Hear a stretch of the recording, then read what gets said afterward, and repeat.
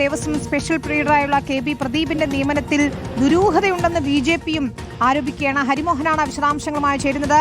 ഹരി, പ്രദീപ് സംഘപരിവാർ ചായ്വുള്ളയാളാണ്. മാത്രമല്ല രാജു ചന്ദ്രശേഖരനെ ഉൾപ്പെടെ പുകഴ്ത്തിക്കൊണ്ട് പോസ്റ്റുകളും ഇട്ടിട്ടുള്ളയാളാണ്. പക്ഷേ ബി.ജെ.പി ഇയാളുടെ നിയമനത്തെ പൂർണ്ണമായും തള്ളിക്കളയുകയാണല്ലോ. എന്താണ് ബി.ജെ.പിയുടെ നിലപാട് ഇക്കാര്യത്തിൽ?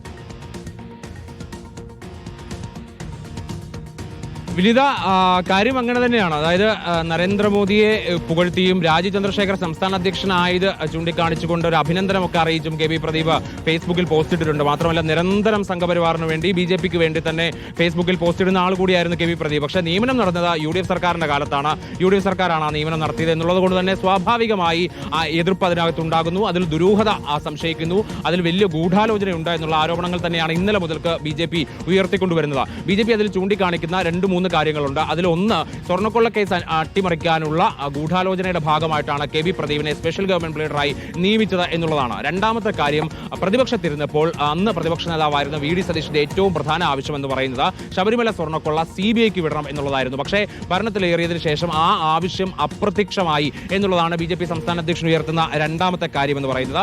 അടുത്തത്, ഈ സ്വർണ്ണക്കൊള്ളയുമായി ബന്ധപ്പെട്ടുകൊണ്ട് വരുന്ന എല്ലാ കാര്യങ്ങളിലും CPM-ഉം കോൺഗ്രസും ഒറ്റക്കെട്ടാണ്.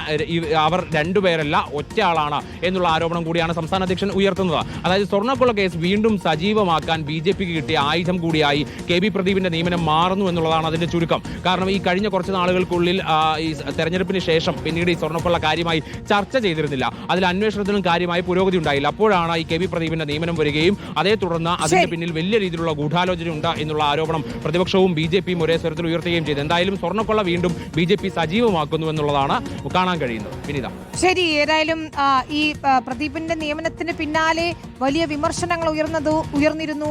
അതിന് പിന്നാലെ രാജിവെക്കുകയും ചെയ്തു. പക്ഷെ രാജിവെച്ചത് കൊണ്ട് മാത്രം കാര്യങ്ങൾ തീർന്നോ എന്ന ചോദ്യമാണ് പ്രതിപക്ഷം ഉയർത്തുന്നത്. മാത്രമല്ല, ഈ സ്വർണ്ണക്കൊള്ള കേസുമായി ബന്ധപ്പെട്ട ഫയലുകൾ പ്രദീപ് ആക്സസ് ചെയ്തിട്ടുണ്ടോ, അങ്ങനെ എന്തെങ്കിലും ഫയലുകൾ സ്വന്തമാക്കിയിട്ടുണ്ടോ എന്നൊക്കെയും അറിയണം. ആ ചോദ്യങ്ങളൊക്കെയും ബാക്കിയാവുകയാണ്. ഏതായാലും മുഖ്യമന്ത്രിയുടെ ഇക്കാര്യത്തിലുള്ള നിലപാട് ഇതുവരെ അദ്ദേഹം വ്യക്തമാക്കിയിട്ടില്ല. മുഖ്യമന്ത്രി മൗനം തുടരുകയാണ്. മുഖ്യമന്ത്രിയുടെ പ്രതികരണവും നമ്മൾ പ്രതീക്ഷിക്കുന്നു. ഹരിമോഹനാണ് വിശദാംശങ്ങൾ നൽകിയത്. തിരിച്ചെത്താം ഒരു ചെറിയ ഇടവേളയ്ക്ക്.